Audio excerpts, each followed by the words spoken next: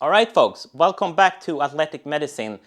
Today we're going to talk about how to build a thicker and wider back. And the main muscle I think that we should aim at understanding better is the Latissimus Dorsi.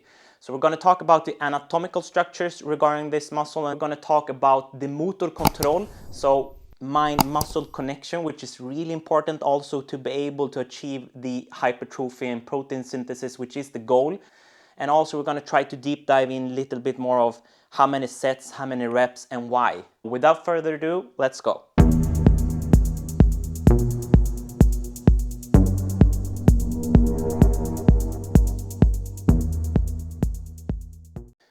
Okay, so if we start with the anatomical structures, we'll bring Benny closer. So the attachments of the Latissimus dorsi, it runs from your humerus bone in here and then mainly attaches to your spinosus, processus spinosus of your lower thoracic spine, all the way down to your sacrum and then up a bit also to your crista iliaca.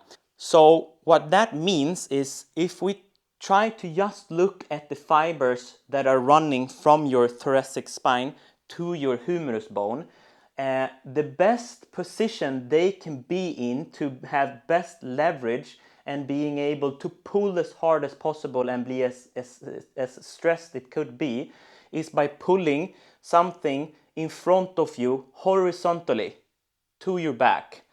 This is how you stress the middle parts of your latissimus as much as possible. Then if we look at the fibers that I told you that are attaching to your hip bone, actually into your lower spine and your thoracic spine, by pulling from above and down, and maybe even pulling from above and in front of you and down. So as I've told you before, and I'm going to tell you it plenty of times again, is that try to understand the insertion points. If you can take them as far as possible from each other and then try to make them come as close as possible, that's the optimal activation and engagement of that muscle. So because of this muscle having such a broad insertion here in your back, you need to hit it horizontally and also with a bit of angle, and maybe with the maximum angle also from from straight above, actually. So this is the main knowledge that I think you should have regarding our Latissimus dorsi.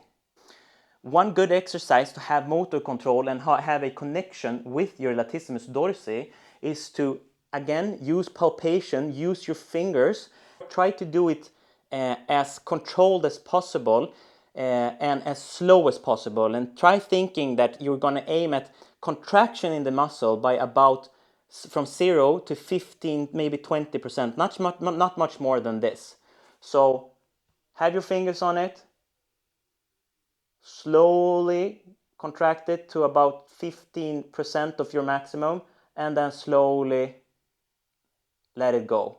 That's one exercise that I think is easier to do wherever you are to find the mind-muscle connection. If you stress your body in any regards, it will try to adapt to the amount of stress you're doing. Your organism, your cells, your body is going to try to find a way to achieve what you are pushing it to do.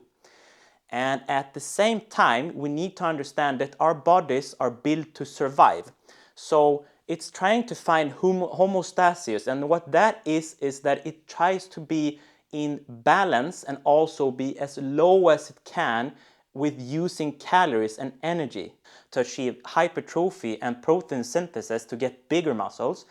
You need to have them stressed time under tension. Okay, so you need to stress them in as high amount of time as possible, and also trying to hit the ceiling of hitting them as hard as possible. And this is a game of trying to hold your balance between hitting them too hard or hitting them too softly. So time under tension is extremely important to have in your head, in your mind, when you're training and trying to achieve hypertrophy. When you understand that part, the second part of this is understanding intake of energy. So you're never gonna build more muscle if you don't eat and supply your body with more calories than it needs to just stay level. What you should understand is that you need your carbs, you need your proteins, you need your vitamins and your antioxidants and all of this part. But I will talk more about this in the future. And when you supply yourself with the anatomical knowledge, the biomechanical, the food knowledge regarding eating calories, we are over in the last part as I see it, which is rest.